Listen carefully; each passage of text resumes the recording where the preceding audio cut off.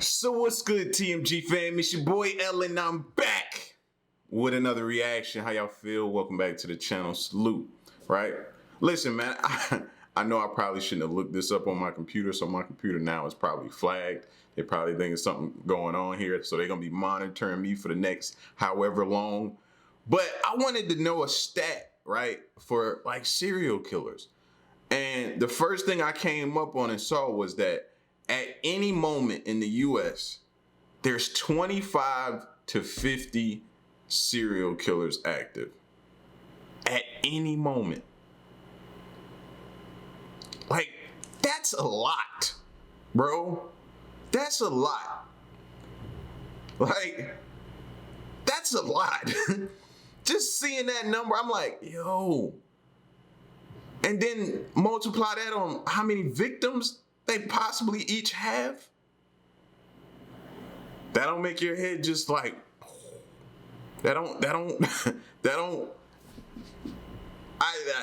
I shouldn't have looked it up, but I did look it up. But I shouldn't have looked it up, but I did. You know what I mean? And that's crazy. So I imagine how many more stats are out there. You know what I mean? And that's why we're back here. I'm intrigued. Top 10 people who CIA fears the most, part two. And if that don't put things in perspective with that stat I gave you, we're at a part 2, meaning they can continue to possibly go on and on with the serial killers. That blows my mind. So when you step out your door today, tomorrow, whenever, and you looking, think about that number. When you want to be super, super friendly, you know what I'm saying? I'm just telling you, be cautious. That's it. All right? Be cautious. We're going to check this video out. If you're new to the channel, man, hit the subscribe button, join the family, and yeah. Let's hear about it. With a part 2 that is full of evil people who like and liked to do evil things. I know on part 1 you guys had some thoughts and feelings about the people who are on the list, and I'm just gonna tell you straight up. I'm not talking about hackers and potential threats to any country's national security. You know what I mean? Just for everyone's safety, that seems like a bad idea. So today we are talking serial killers and those kinds of monsters as we dive into part 2 of the top 10 people who the CIA fears the most. Starting off this list today in our number 10 spot, we have Harold Shipman. Coined with the terrifying nickname Dr. Death, Harold Shipman is thought to be responsible for taking the lives of 218 of his patients from 1972 to 1998. Because of his obvious position as a physician, he was able to fly under the radar for so long despite committing so many of these atrocious crimes. This is, in the end, what led to his downfall, however. Because so many of his patients were passing away, people started to get suspicious, and this was only exacerbated by the fact that he claimed many of his patients, who were normally elderly women, had passed away in their sleep, but when people started to notice that many of them had actually passed away during the day, people began to get concerned about what sinister secrets may be hiding in the dark. This all coupled with the fact that Harold had asked for an unusually large number of cremation certificates, which ended up catching the attention of a local undertaker, was enough to bring the authorities, who began to investigate.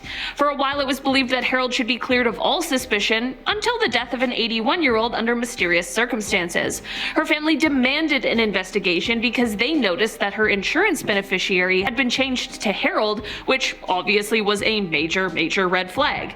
I mean, I love my doctor, but I'm not about to leave them my life's savings. You know? Another thing that really tipped people. And it's crazy that he thought, he couldn't have, right? He couldn't have thought he was going to get away with that, right? He couldn't have. All those people, the exact same way. You thought you was going to get, and then you was taking them. That's crazy. Off is that this woman had passed away shortly after a home visit from Harold, despite her being fine before his arrival. They ended up exhuming the body and found that she had actually passed away from a morphine overdose, and the timing of that overlapped with the time that Harold had been in the home. After further investigation, it was realized that Harold also encouraged all of the families of those who had passed away to cremate the bodies, which is exactly why he needed all of those certificates, as well as the fact that he jumped through hoops to assure them that the cause of death he wrote down was the true and real cause. Imagine, you're like, I would assume so. Thankfully, he wasn't cleared of suspicions and was caught for his terrible crimes. He was tried and convicted of 15 counts of his crimes, but after his conviction, an audit estimated his number of victims to be around 236. In our number 9 spot today, we have Whoa. That's not a number I was expecting. I was not expecting that. Jeez, how long had he been doing that? Man, prayers to those families, bro. A lot of families. Man. Richard Ramirez. Richard, who is also known as the Night Stalker, was a serial killer who terrorized the streets of Los Angeles in the 1980s. He was known for his MO of invading homes, which left him initially being dubbed as the walk-in killer, but he had another signature that was concerning to many people, especially during the height of the Satanic Panic. Richard was known for leaving behind different satanic messages at the scene of his crimes. Because of his satanic signature, after he left his first pentagram at the scene of a crime, authorities became worried that he was a Charles Manson copycat, but instead he was just his very own kind of monster. It is said that he would leave more pentagrams behind while also telling his victims to swear to Satan instead of God. See, this is why I be apprehensive about them putting the story out.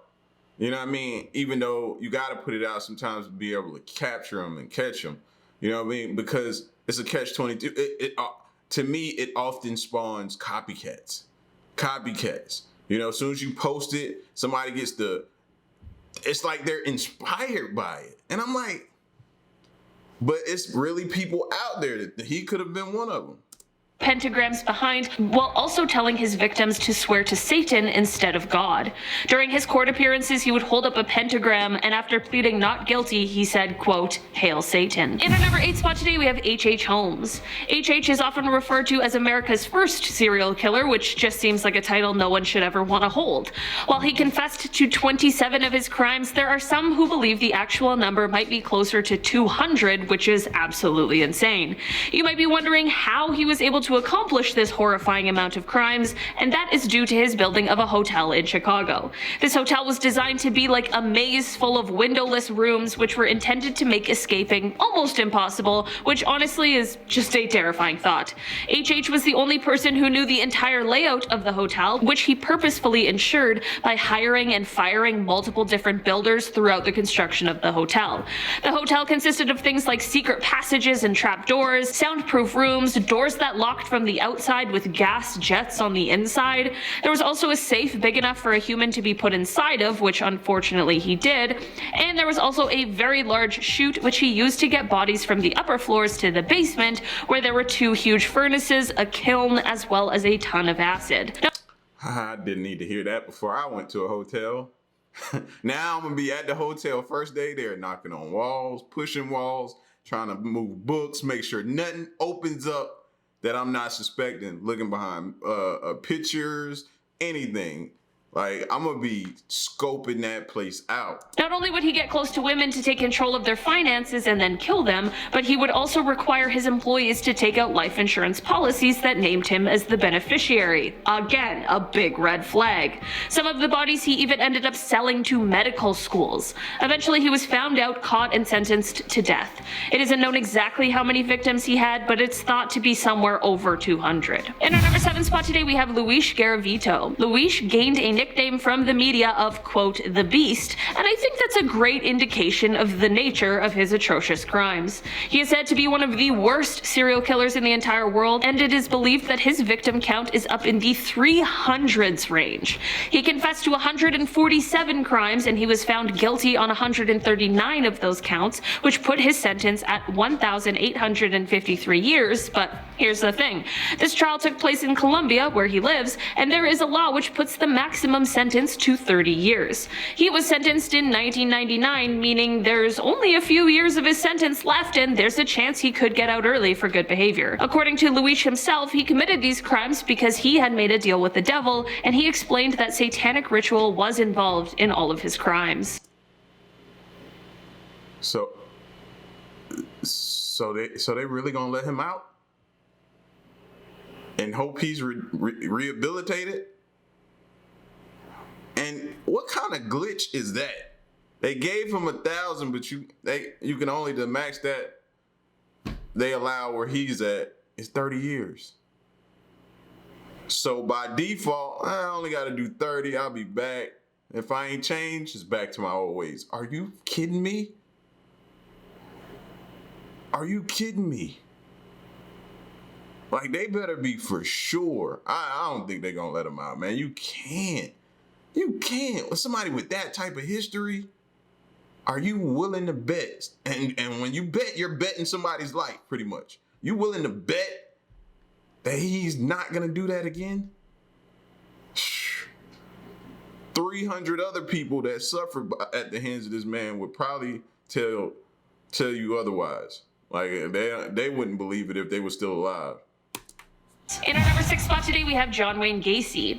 With a nickname like Killer Clown, it is abundantly clear why everyone would want to stay away from this actual monster. He got his start in this horrifying nickname by being a clown for children's birthday parties, charitable events, and that sort of thing. According to Gacy himself, all of his crimes were committed inside of his ranch house, where he would lure his victims into. He would then trick them into wearing handcuffs under the pretense that he was going to show off some sort of magic trick, and from here, the horror unfortunately ensued. It is thought that he took the lives of somewhere around 33 young men, most of which he buried in the crawl space of his home. On the evening of December 11th, 1978, Gacy took the life of his last victim, Robert Heist. Gacy lured the young man in when he went into the pharmacy that he worked at, and while talking with the store owner, loudly declared so that Robert could hear that he often hired teenagers for his firm at a starting rate of $5 per hour, which was double what Robert was getting at the pharmacy. In hopes of getting a new good job, Robert ended up inquiring further after his shift at the pharmacy was over. When Robert's mother filed a missing persons report, the pharmacy owner was able to explain that Gacy was likely the person he went to speak to about the job, and when the police looked into Gacy's background, all the pieces were there just waiting to be put together. Subsequent investigation, questioning, and searches led police to gather all of the evidence they needed to arrest and charge. Plus, when they arrived, the smell, I think it was the smell that hit him. You know what I mean? He was burying him in like the floor, under his floorboard. Like, the smell was coming up. They couldn't even understand how he was living in there. That was the crazy part too. Charge him, and his conviction for 33 killings was, at the time, the most by one individual in the United States legal history. He was sentenced to death on March 13th, 1980, and on May 10th, 1994, he was executed by lethal injection, and I'm not gonna lie, I just think that's something we can all be grateful for. In our number 5 spot today, we have Albert Fish. Albert is one of the oldest people on this list, but that does not mean his crimes were any less horrific than anyone else's. Dubbed the Brooklyn Vampire, or the Moon Maniac, or even the boogeyman himself, it is clear that Albert was a terrible human who did terrible things. In the early 1900s, Albert was arrested, tried, and convicted for killing and eating 3 people, but the horror was not over here. No, Albert began to claim that although people knew about the 3, the number was closer to 100, and he even claimed that he had some in every state. That's disgusting. To make matters even worse, as if it wasn't already terrible enough, this deranged lunatic also sent a letter to the mother of one of his victims. He detailed everything about how he lured her and the rest of the horrific things that occurred afterwards, like how he proceeded to eat her over the course of 9 days. Yeah, this is— Whoa. Hope y'all wasn't eating. afterwards, like how he proceeded to eat her over the course of 9 days. Yeah, this is another person that I am not sad at all that they don't exist anymore. That's perfectly fine by me. In our number 4 spot today, we have Sam Little. Sam Little is well known for being one of the worst serial killers ever. He has confessed to taking the lives of more than 90 people, and while authorities have only been able to definitively connect him to 30, they say they have no reason to doubt the validity of any of his other— Look at this fool. He's smiling in the courtroom. No remorse, don't care, doesn't care about life at all. Like, he's smiling. That's a crazy picture right here. their confessions. Sam was able to continue on his horrible path for so many years because of the fact that he committed these crimes in different states and different counties, which made it more difficult to connect his crimes to one another. In an interview with an investigator named Sergeant LeBlanc, as they discussed religious beliefs, they spoke about the nature of sin.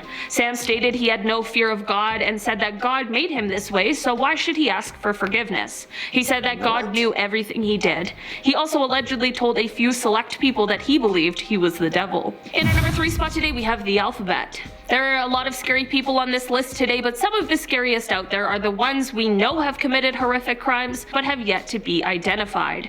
Yes, we are talking cold cases, unsolved crimes right now, and we are talking one of the worst. The alphabet killings are a series of unsolved crimes, named because of how each victim had their first initial match their last. So like their first name and their last name started with the same letter. They know these crimes are linked, or at least they have reason to suspect they are because of the similar MO that includes how the life was taken and where the remains were placed afterwards. They were all taken in a similar area around the same time. There are theories and suspects as to who could have committed these horrific crimes, but as of right now, no one knows for sure. These crimes were committed between 1971 and 1973 in Rochester, New York, and because of the timing, it's possible that whoever committed these crimes could still be alive, or perhaps they're not. Authorities, despite having an immensely difficult job placed in front of them, are still committed and trying to solve this case to this day. In our number 2 spot today, we have Pedro Lopez. Pedro Lopez had a very difficult life growing up, and unfortunately this led to him living a life committing a plethora of horrifying crimes throughout South America during the 1970s. By the time the 1980s rolled around, as he made a mistake during one of his awful crimes, this led to his arrest. Once in police custody, he spilled everything on basically his entire life and confessed to an insane amount of crimes. Like, we're talking confessing to 240 killings on top of the 110 they already suspected him of. Police were a little skeptical of just how many crimes he said he committed, but Pedro was able to lead them to a mass grave where he recovered a total of 53 people's remains. Pedro, of course, went to jail, but get this, he was somehow released in 1994, which is absolutely insane. He was then sent to some sort of mental institution for 3 years, but then he was also released from there for, quote, good behavior. Okay, so aside from the crimes he committed and the fact that they let him go, are you ready for the worst part?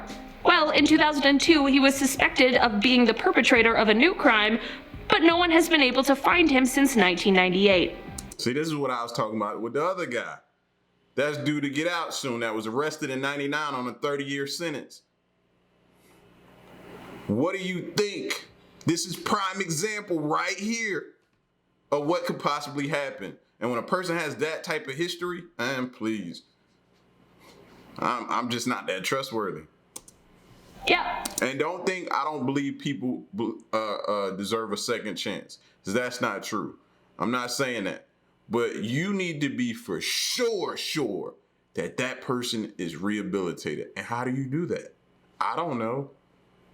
And from the prison shows that I've seen, or the people that I've known who've come home from prison and got right back into the same crimes that they were doing before they went in, there must not be too much rehabilitation going on. I don't trust it. Pedro just disappeared. Great. In our number 1 spot today, we have Jeffrey Dahmer. This is one man who is exceptionally terrifying because of his actions, but he was also very, very smart, which adds an extra layer of terror That's the scary part. Super smart and intelligent. To this one. Dahmer, who became known as the Milwaukee Monster, is one of the most prolific serial killers ever, and considering everyone we've talked about today, we know that's not an easy title to get. He became fixated with animals at a young age, and if you're interested in true crime and criminology, you know what happens next and how bad of a sign it is. Dahmer dropped out of business school due to alcohol abuse after just 3 months and enlisted in the US Army to train as a medical specialist, but that didn't last long either, as he was discharged after he attacked 2 fellow soldiers. After this, Dahmer fell hard into alcoholism, and this is when his killing spree started. Just to be clear, those 2 things are not related. I know you know that, but I just don't want anyone to think otherwise. Between 1971 and 1991, Dahmer went on to take the lives of 17 people, and some of the things that came after included the permanent preservation of the body parts, typically all or part of the skeleton. So yeah. Things were very, very dark. One of his victims was able to escape and booked it to the police, which is of course what led to Dahmer being caught for his atrocious crimes. When they got there, the chief medical examiner remarked that it was more like dismantling someone's museum than an actual crime scene. That is just how bad it was. In the end, Dahmer was tried and convicted and sentenced to 15 life imprisonments, and in February of 1992, he received an additional life sentence for a crime he hadn't yet been tried for that occurred in Ohio. In a very interesting turn of events, Dahmer was killed behind bars by another inmate in 1994. Alright guys, that has been our list for today. Thank you so much for checking it out. I've been your host today, Olivia Kozlowski, and I'll see you next time. Yeah, you know he had a target on his back when he went in, man. You know what I mean? And that's the thing, you don't know if he had done something to somebody he was locked up with, relative. You never know. They never know. You know what I mean? But I don't think he too much cared after everything he had done. Dahmer was just different, bro. Exactly. You hear my dog? He co-signing with me. Dahmer was just different, man. It's crazy, man. It's scary to know the links that a lot of these people will go to commit these crimes and what they'll do, man. And like I said, they could be regular Joes, just like me and you. It could be somebody we know that we've come to strike a conversation with every time we see him at the grocery store. Or that person that works at the post office who always strikes up a conversation with you. Or this person you see at the gas station, or at this restaurant, or at this Hobby Lobby, or at this. That's the scary part to me, because they're everywhere. They could be anywhere. So, but y'all get at me in the comment section, man. Let me know what you think, and stick around and stay tuned, man. Till the next reaction, I'm gone. Peace.